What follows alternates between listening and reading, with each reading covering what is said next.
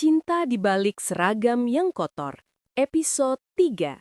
Rahasia yang mulai terbuka.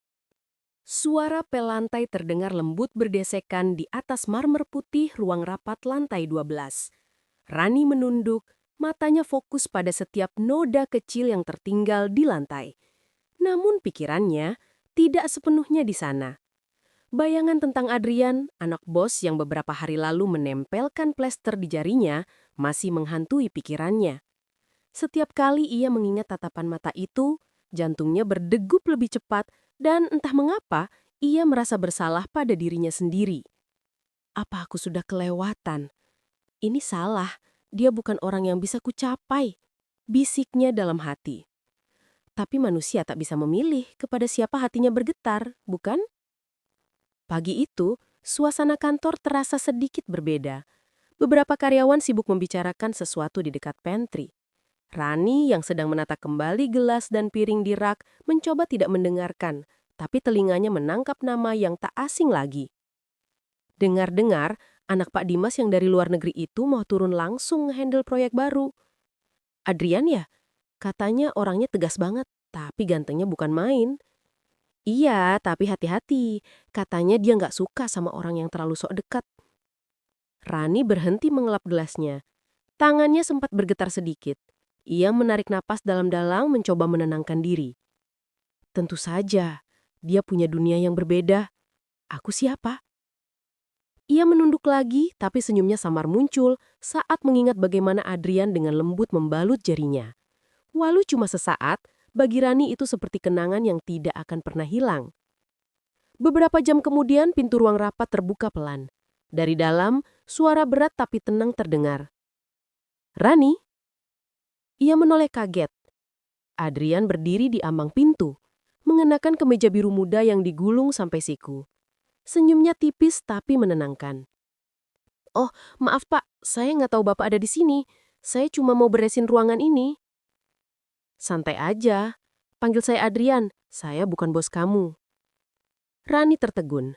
Ada sesuatu dalam nada bicaranya yang hangat, tapi juga berbahaya.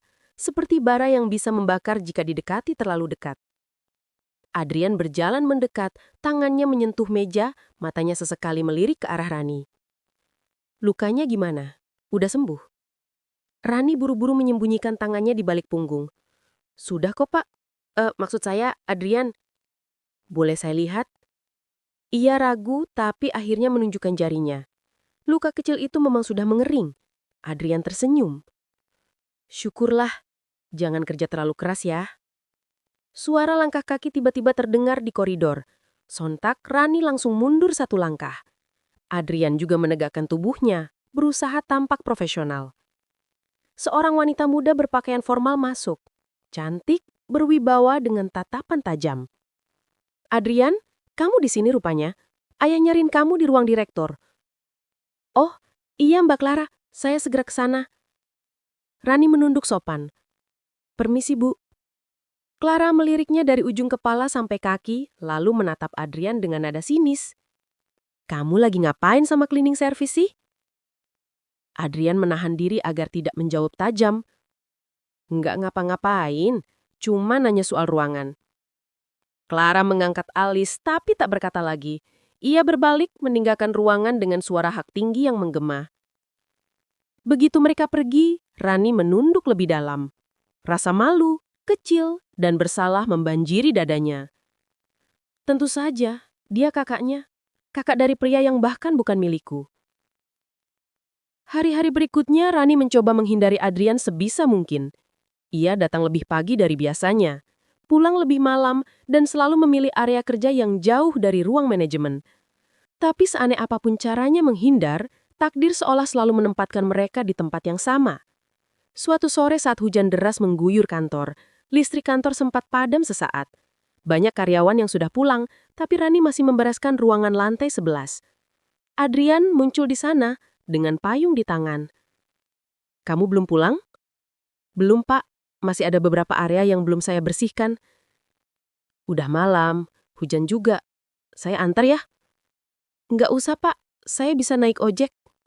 Rani, suara Adrian sedikit lebih lembut. Tolong jangan terus formal gitu. Aku cuma pengen bantu. Ada nada tulus di sana yang membuat hati Rani goyah. Ia tahu seharusnya menolak, tapi rasa lelah dan dingin hujan membuatnya mengangguk pelan. Mobil hitam itu meluncur perlahan di jalanan basah. Rani duduk di kursi penumpang dengan tangan di pangkuan, menatap rintik hujan di jendela. Adrian sesekali melirik Rani. "Kamu tinggal di mana?" "Di daerah Cipete, Pak." "Jauh juga dari kantor. Setiap hari berangkat jam berapa?" "Jam 5 pagi." "Sendiri?"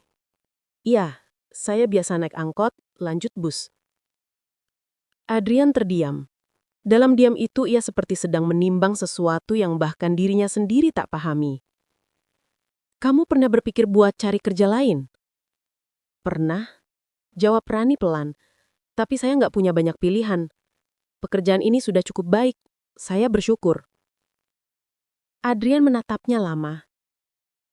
"Kamu orang yang kuat ya?" Rani tersenyum kecil. "Nggak juga, saya cuma berusaha bertahan." Malam itu mobil berhenti di depan rumah kontrakan kecil. Rani menunduk sopan. "Terima kasih, Pak. Adrian, maaf kalau nyusahin." "Kamu nggak nyusahin siapapun, Rani."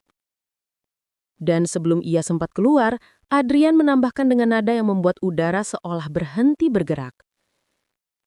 "Jangan takut kalau suatu hari dunia memandangmu rendah.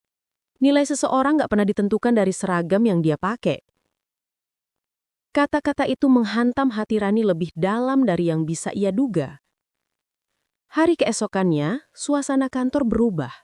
Clara terlihat berjalan cepat ke arah ruang direktur sambil membawa selembar kertas.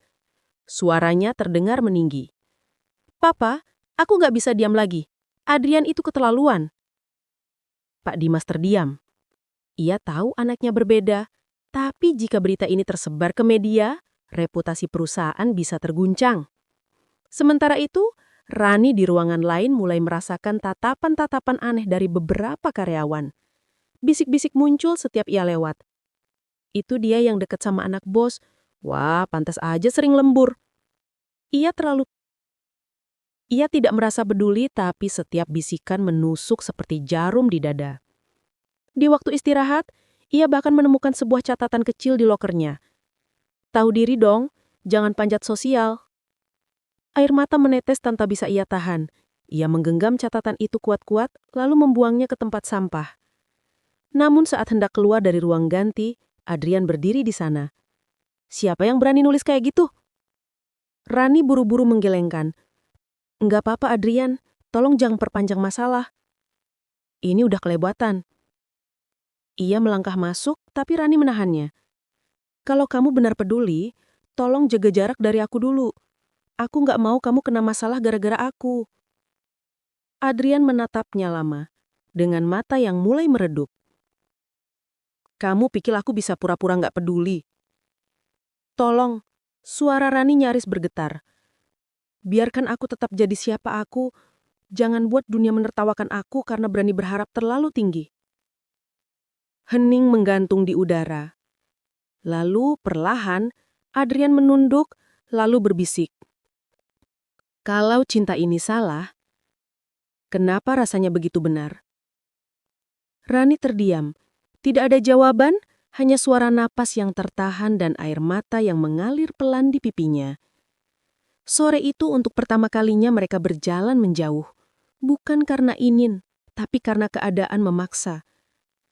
Namun di balik dinding kaca ruang direktur, seseorang memperhatikan mereka dari jauh. Clara.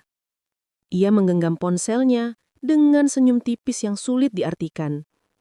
"Baiklah, Rani. Kalau kau pikir bisa merebut perhatian keluarga kami, kau salah besar."